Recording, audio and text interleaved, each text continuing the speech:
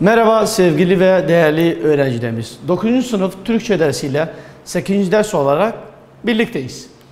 Bu derste bağlaçlar konusunu ele alacağız. Bağlaçlar ne demek? Bağlaçlar hangi ekle kelimeler bağlaç olduğunu göstereceğiz. Bağlaçlar dediğimiz zaman aklımıza ilk gelen olardan da, de bağlacı. Bizde hem isim hal eklerinde da, de, ta, te şeklinde var. Hem de dade cümlelerinde bağlaç olan var. Yani bazı dadeler bitişik yazılır. Yani kelimeyi yapışık şekilde yazılır.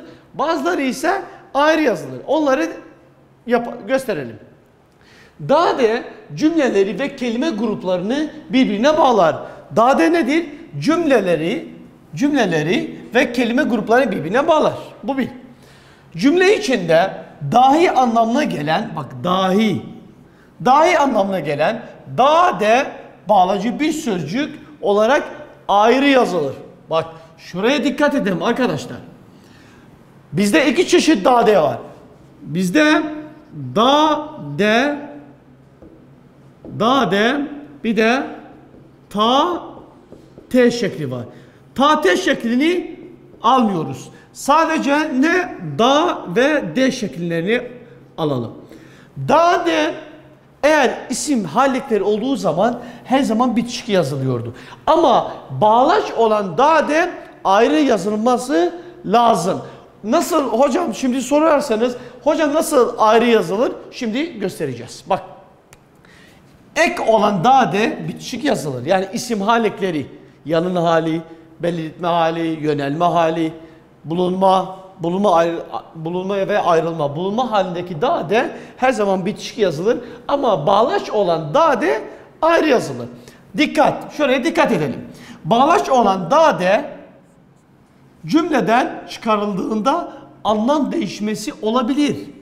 Ama anlatımı bozulmaz. Örneğin şuraya bakalım.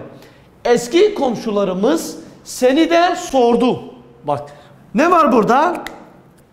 Da, de şurada var. Hocam niye bitişik yazmadık bunu? Bak şu şekilde. Niye bitişik yazmadık şu şekilde? Seni de. Çünkü bağlaç olduğu için bu yazılmaz şu şekilde. Ayrı yazılması lazım. Nasıl hocam biliriz? Ne diyor? Bağlaç olan da, de cümleden çıkarıldığında anlam değişmesi olabilir. Bir anlam değişmesi olabilir. Ama anlatımı bozulmaz. Yani da, de'yi kapatalım böyle. Eski komşularımız seni sordu.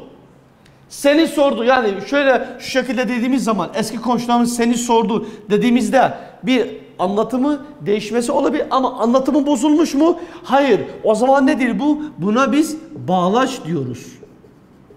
Yani bu da, de nedir? Bağlaç olan da ve de'dir. İkinci dikkate bakalım. Ek olan da, de cümleden çıkarıldığında anlamı tamamen bozulur. Bak burada anlatımı bozulmaz, burada bozulur. Yani ne demek istiyor? Seni salonda bekleyelim. Da, de'yi çıkar. Seni salon bekleyelim. Olur mu? Hayır, olmaz. Bak ne diyoruz? Seni salon bekliyoruz. Öyle bir şey olmaz. Yani burada anlatımı tamamen bozulur. Bozulduğu takdirde biz buna ne diyoruz? Da, de'ye ek olan da. Buna biz ne dedik? Bağlaç olan da ya da de. Burada ek olan da. Yani tekrar yapalım. Eski komşularımız seni da, de'yi sildik. Eğer cümlede bir anlatım bozulması yoksa o zaman bağlaçtı. Eğer anlatımı bozuluyorsa o zaman ek olan seni salon bekleyelim olmaz. Seni salonda bekleyelim. O zaman burada nedir? Ek olan da, de'dir. Yani ne dedik biz da, de'de? Cümleden çıkardığımız zaman anlatımı bozulmuyorsa bu bağlaçtır. Bozuluyorsa bu ektir. Şu şekilde. Ama dikkat edelim bir başka nota. Bağlaç olan da, de ta ve te şekli yoktur. Bağlaçlarda ta, te şekli bulunmaz. Sadece da, de şekli bulunur. Gelelim ikinci bağlacımıza. Ama fakat. Ama fakat. Bu bağlaçlar karşıt, zıt yani akıs. Karşı zıt anlamı cümlelerini birbirine bağlar. Ama fakat neyi birbirine bağlar? Karşıt zıt yani ikisi de aynı şekildedir. Anlamları cümlelerini birbirine bağlar. Örnek. Her sabah spor yapıyor. Tamam. Ama zayıflamıyordu. Bak ne diyor? Spor yapıyor. Birisi spor yapıyorsa nedir? Zayıflaması lazım. Ama burada ne diyor? Zayıflamıyor. Yani ikisi de birbirine ters. İkisi birbirine ters olduğu için neyle yapıyorduk? Ama ya da fakat da. Bu bağlaçlar karşı zıt anlamlı cümlelerini birbirine bağlar. Yani birisi spor yapıyor ama ne olmuyor? Zayıflamıyor. Zayıflamadığı zaman ikisi birbirine zıt olduğu için biz ona ama ve fakat bağlaçlarla birbirlerinden ayırt ediyoruz. Gelelim üçüncü bağlaca. Çünkü bağlacı. Sebep sonuç bildiren cümleleri birbirine bağlar. Ne? Sebep ve sonuç bildiren cümleleri birbirine bağlar. Ne anlama gelir? Şundan dolayı, şu sebeple anlamlarına gelir. Şundan dolayı, şu sebeple anlamlarına gelir. Örnek, eve gittim. Tamam. Sebebi nedir? Neden gitmiş? Çünkü babam çağırmıştı. Bak. Eve gittim. Ders yaptım. Neden ders yaptın? Çünkü sınavda başarılı olmak için. Bak eve gittim. Neden eve gittin? Hangi sebeple? Neden dolayı? Şundan dolayı diyoruz. Çünkü babam çağırmıştı. Şu şekilde. Gelelim diğer bir bağlacımıza.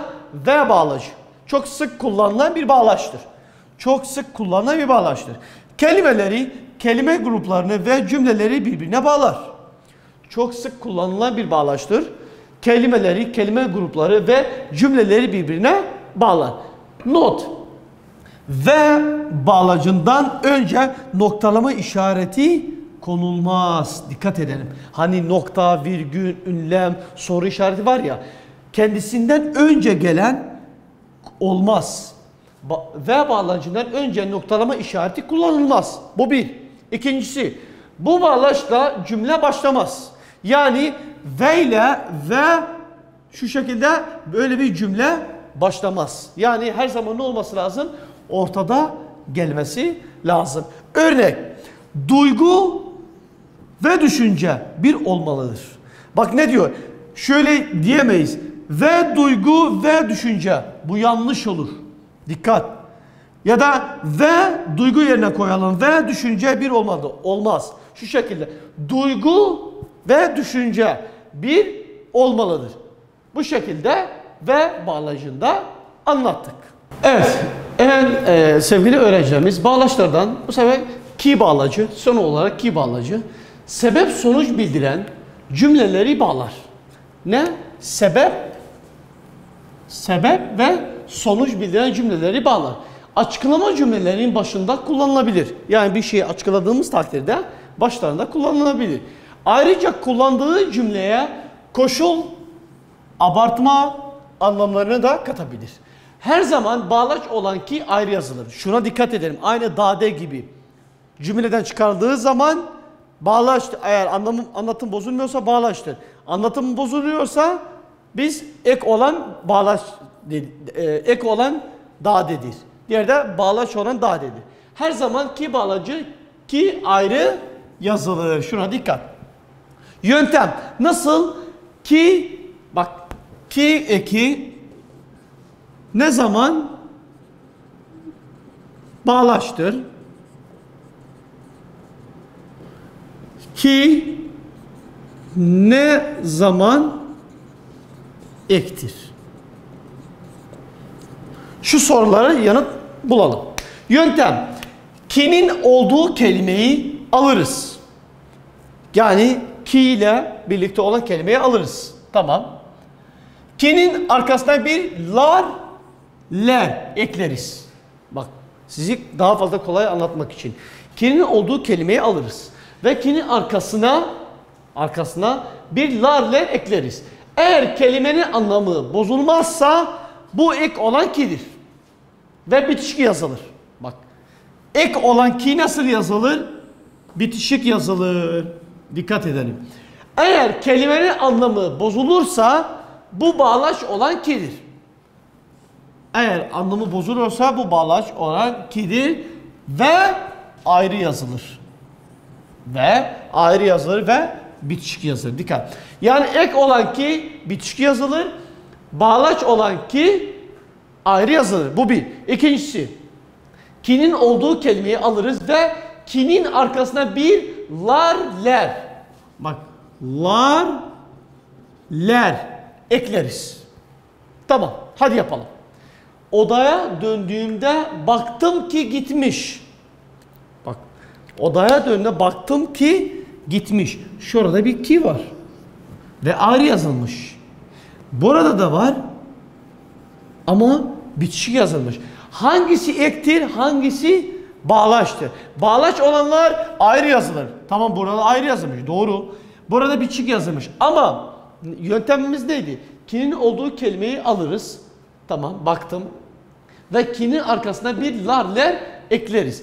Baktım ki, bak ne oluyor? Baktım kiler. Bak şurada ne olur? Kitabındaki,